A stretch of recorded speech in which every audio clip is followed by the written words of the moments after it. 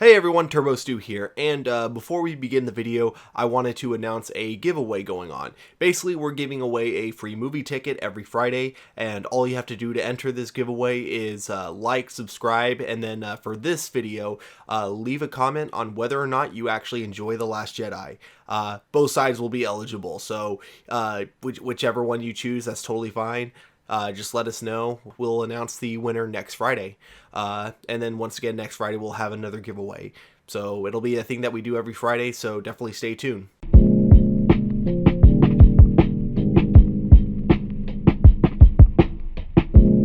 Talking about Rise of Skywalker. I have to tell you, so at my work, I work at the movie theater, and we have a Rise of Skywalker movie poster up, the new one with Palpatine. I probably stared at that poster for about 2 minutes before I realized, oh crap, I'm actually running late for my shift. Yeah, that is a fantastic poster. You know what's less fantastic? The look of the movie. You're not a fan of the look of the movie. Are you serious? So I was really excited for this at first. When the trailer came out, the new trailer came out. Yeah, or not the trailer, but like the footage. Yeah. I was really excited at first, but the more I thought about it afterwards, the more I picked it apart, the less I loved it. The more I kept hearing about things in it, the less I loved it.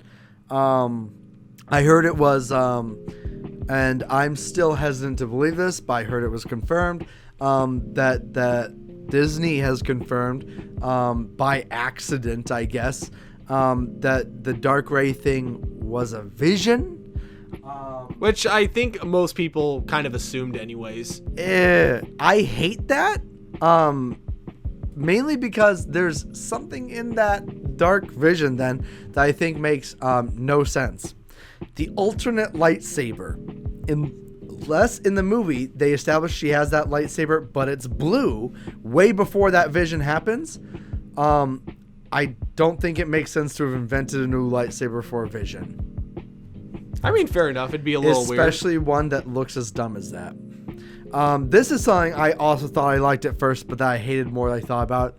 The Rey's new double lightsaber thing. I like the fact that it seems to be based on an already existing lightsaber that we've seen in Rebels. We've seen the folding double lightsaber in visions of the sentries, the Jedi sentries. They had the yellow double lightsaber that folded, but it was like a storage thing. It made it easier to carry in the belt, less cumbersome, it doesn't go down your leg and make, I don't know. It's not weird. It makes it normal lightsaber length, just a bit thicker. You can fit that in a holster. But so I'm cool with the folding bit. I hate and not dislike. I hate the fact that she activated it while it was folded. It makes no sense to me that she activated it while it was folded. One, theoretically, you're creating this like extra weight, so when it swings back, like you see her hand go all shaky because like the weight of it is folding back. Why would you ever put yourself at a disadvantage like that, where you're holding it at something akin to center of gravity, and then you change the center of gravity rapidly, but you don't change where you're holding it, so you're just holding it poorly. Second, it makes no sense that she would activate it while holding it up, because the double lightsaber thing while it's standing in that one position is dumb and makes no sense. I don't get what its purpose could ever be. I think it would have been 100% better, 200%, 300%, 400% better if they had the cool, like maybe a close-up of her hand and it folded out and then activated. Fold and then activate. I actually hate the fact they activate it first. That sounds like a really petty nitpick, but I actually think it's emblematic of a much larger issue, sadly. And that's that. I think that's emblematic of like their aim, their construction of tone for the movie, which seems a bit weak. It seems like it's not paying attention to itself enough. It's just something that has me a little bit worried. I'm going to tell you my biggest prediction real quick, and it's not about the movie itself. It's about audiences' reactions to this movie. And this is based on an interview I saw with J.J. Abrams recently. So he said in an interview, when he made Star Wars Episode 7, he made that for the Star Wars fans, he made that for the audience, he made it the way he knew Star Wars fans would love it, basically. And I think he was right. Oh yeah, and I really enjoy Episode. I've loved still Episode 7, 8, Rogue One, but anyway, so like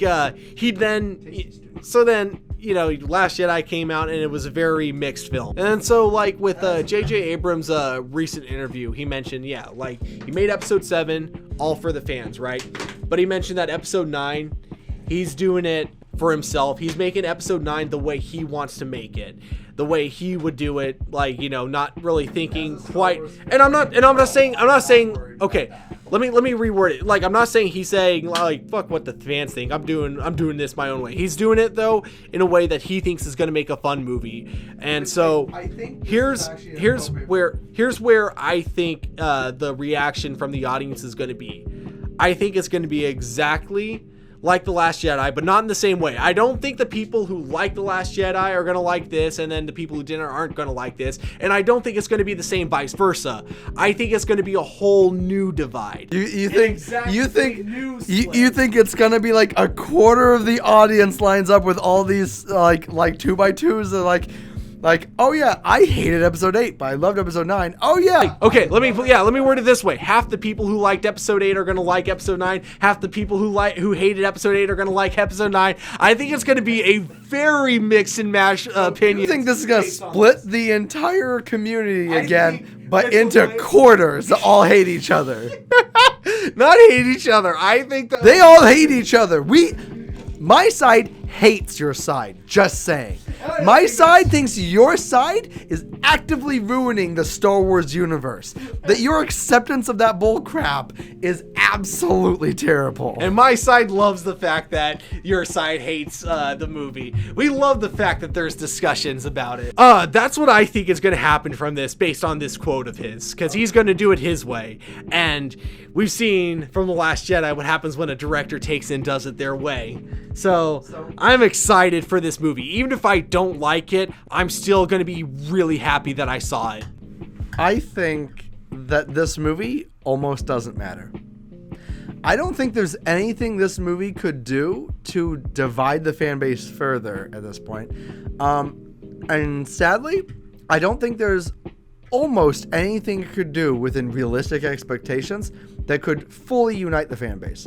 You know what I expect from almost any version of this movie, no matter what? The fan base reluctantly uniting, saying that it was a pretty decent film, and that now that the Skywalker saga is over, we can look forward to new things. I actually think that's going to be the end no matter what. I think that's the community will end up together again for the most part, no matter how this movie goes, I think. I also am very, very personally worried about this movie because of that most recent trailer. There are more things in it that bother me the more I know about them. Force storms, multiple fights with Kylo Ren and Rey, the fact that none of the fight scenes that we saw, Kylo Ren was wearing his helmet despite it being reforged. I'm not liking the fact that the more and more rumors that come forward, it sounds like that Palpatine won't physically be part of the movie. I'm going to interrupt for one moment and say the thing I thought was so odd about that is that you have I also believed that Palpatine wasn't going to have a physical appearance in this until looking at the poster. I find it, if he doesn't have some sort of physical, and I don't mean like necessarily like he's actually there physically, but I mean like if he doesn't have like some sort of big role in the movie, I'm going to be a little surprised. I thought for certain he was going to have a big role with original dialogue as soon as that first time they walked the actor on stage and he introduced the first trailer. Back at the Star Wars convention way back when. Not this recent D23, the first one. I was certain that he was going to have new spoken lines and a major part in this movie as the main antagonist. I'm less and less certain of that every day, especially given that now there are even rumors about there being no original lines, actually. That he may be coming in basically just to... This is heavily rumored. No confirmation whatsoever. But there's a worrying rumor that he's actually basically in the studio to unite past lines.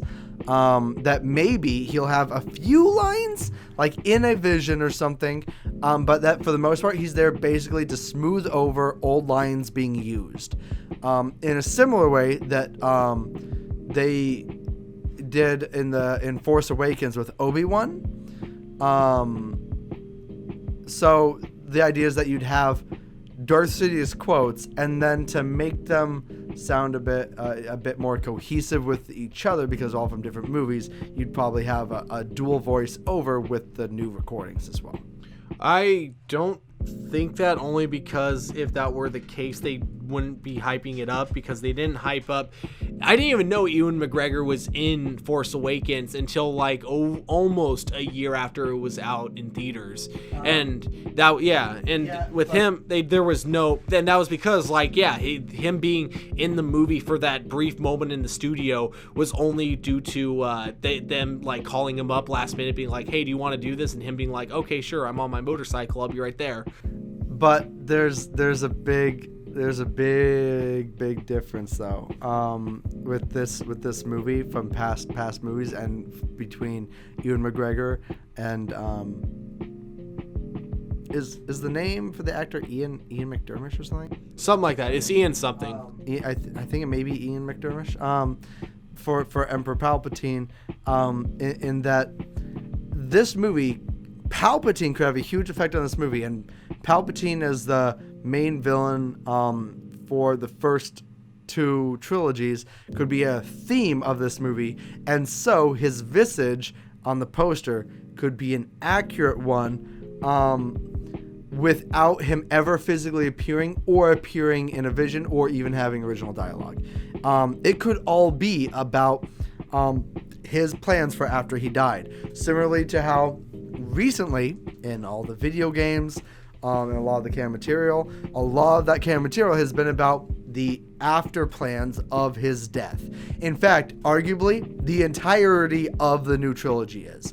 The First Order, as referenced in the Aftermath novels, is actually referring, like their name is referring to the First Order of Palpatine's in case of his death, which was that a significant faction of the Empire would shunt themselves off into the unknown regions to do things and come back as a unifying force for the galaxy and try and bring back some kind of order into whatever chaos there was. That's like the reason why the First Order is called the First Order, is because of that. The Aftermath novels have like confirmed that basically. So they could basically just put everything in the context that this has all been Palpatine's doing, make a Force vision in which Palpatine's vision of the future is made clear, make Rey one of Palpatine's many clone projects or bodies to put his disembodied spirit into, and that could be it. That could be 100% of what we get involving Palpatine, and it would make sense, especially given that, have you realized that the poster, you don't actually see Palpatine's face? You see like Palpatine's face transparent on a field of like stars and nebula gas, or Force storm, as the theory goes. I think that might actually be emblematic of his role in the movie, and that he's this overarching force of negativity in the movie that's put everything in action. He's the big bad, the antagonist, but he doesn't actually exist anymore. And I'm more and more afraid every day that that's the route they're going. If it's the route they're going, I'm honestly not going to be mad. I'll be disappointed. I will be very disappointed. I want to hear Palpatine's voice come out of Rey's mouth while he possesses her. That's what I want. Now that would be awesome. I want to hear good. Coming from Daisy Ridley. I want like a weird voice thing. I want a weird voice thing where you hear like Rey's voice, but maybe a bit quieter, and like overlaid on Rey's voice is Darth Sidious's the voice actor, the actor's voice over. Like that's what I want. I want something. Not gonna lie, that would be awesome. That would be awesome to see. That's what I want. But I mean, I'd be okay with it going that direction of like him not physically being in it, but I would much more prefer to actually see him in the movie, whether it's as a Force ghost or if it's like going to be like he literally possesses Rey the way you say it, and that would, oh my god, that would be awesome. Man, I didn't even tell you how much I hate the look of the Starfleet that's all lying on a flat axis. And I like the Rebel fleet comes in and makes sense. They're like all over. They're like in a column that's attacking, right? But it's like a round column. Like they have ships that are above and below and to the sides. But then you just see like this dead sheet of like Star Destroyers in a force storm, and they're like a sheet. They're like a blanket. Like they're on a 2-dimensional plane for some reason, and that makes no sense at all. And it's also not what we've seen, but there are more and more things I see in it bother the crap out of me. Hell, even some of the CG is bothering me on rewatches. Like the billowing smoke mist effect while Kylo's walking through it, I actually think looks kind of weak. But scale of 1 to 10, how much are you looking forward to it? And then same question with scale of 1 to 10, how much do you think you're going to enjoy it when it comes out? I'm looking forward to it, despite my misgivings, as probably a solid 6. That's pretty low for a solid number, like you were saying. Well, I was about to make it a solid 7, but then I realized, no, my misgivings really have it as 6 right now. And how much do you think you're going to enjoy it? I think I'm going to enjoy it as 7. Okay. Me, looking forward to it as a 10. I think I'm going to enjoy it based on the last 2 films and based on how this one looks. Definitely a solid. I think I'm going to give it like an 8 when I see it, but that's my prediction. We're definitely going to review this movie when it comes out. Yeah, we are.